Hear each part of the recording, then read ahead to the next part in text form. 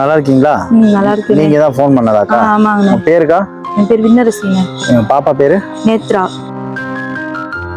எந்த ஊருக்கா நீங்க? நாங்க திருச்சி தானே, காலத்துறையில இருந்தோம். அம்மா வீடு அங்கதான். அம்மா அப்பா சின்ன வயசுலயே இறந்துட்டாங்க. நல்ல லவ் மேரேஜ் பண்ணி கல்யாணம் பண்ணல. அவர் வந்து மூளை வளர்ச்சி இல்லாம பையன் இருந்தான். உங்களுக்கா? பையன் எங்கப்பா? பையன் வந்து இறந்துட்டானே, இப்போ 1 வருஷம் ஆகுது. அவர் வந்து வேற கல்யாணம் பண்ணிட்டு போயிட்டாரு. வீட்டுக்காரங்க? வீட்டுக்காரர் பொன்மலையில இருக்காருண்ணே. வேற கல்யாணம் பண்ணி போயிட்டாரு? வேற கல்யாணம் பண்ணிட்டு போயிட்டாரு. பணம் காசு உதவி பண்றேன் எல்லாம் சொல்லி ஏமாத்திட்டாங்க. வீட்டு வாடகை கொடுக்க முடியல, எதுவும் கொடுக்க முடியல. வீட்டுல வந்து ஜாமாவை பூட்டி வச்சுக்கிட்டாங்க. ட்ரெஸ் கூட தர மாட்டாங்க. வந்து சர்டிபிகேட் கூட இன்னும் வாங்கல. இந்த பிள்ளை ஸ்கூல்ல சேர்க்கல. அந்த பையனுக்கும் டெத் சர்டிபிகேட் கூட இன்னும் வாங்க முடியாம நான் உட்காந்துருக்கேனே.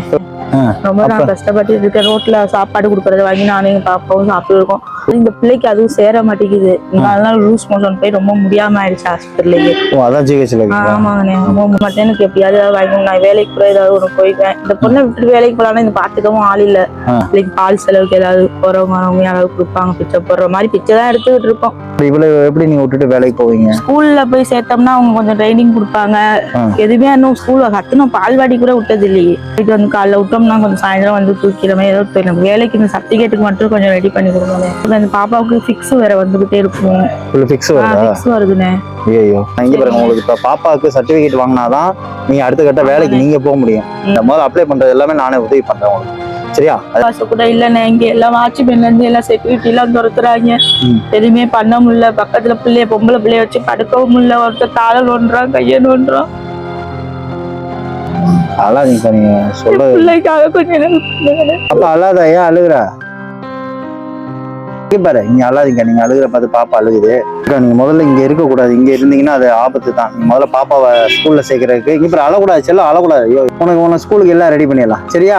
அதுக்குள்ள உங்களுக்கு ஒரு ஊதுபத்தி பிசினஸோ நீங்க சொன்ன மாதிரி சாம்பிராணி மெழுகுபத்தியோ அதுக்கு என்ன தேவையோ எல்லாமே நான் உங்களுக்கு வாங்கி தரேன். நீங்க கஷ்டங்கிறது என்னைக்குமே எதுவுமே நிரந்தரம் கிடையாது.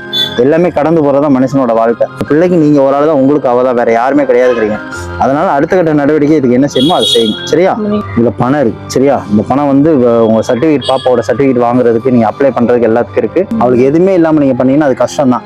நீங்க முதல்ல இந்த வேலையை முடிச்சிருங்க.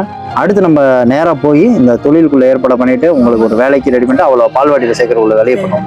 தொழிலுக்கு முதல் இல்லாம தானே கஷ்டப்படுறீங்க, நான் தரேன் அவங்களுக்கு. நீங்க அடுத்த கட்ட நடவடிக்கை அதையே செஞ்சு இன்னும் அவளை நல்லா பார்த்து கண்கலங்காம அவளை பார்த்துக்கிட்டு நீங்க அழுதிங்கன்னு உடனே அழுகிற பாருங்க, அதான் பாசம்.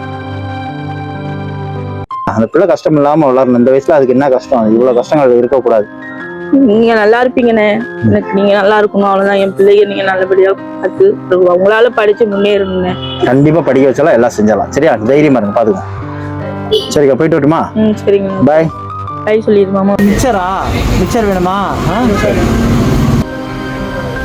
மிக்சர்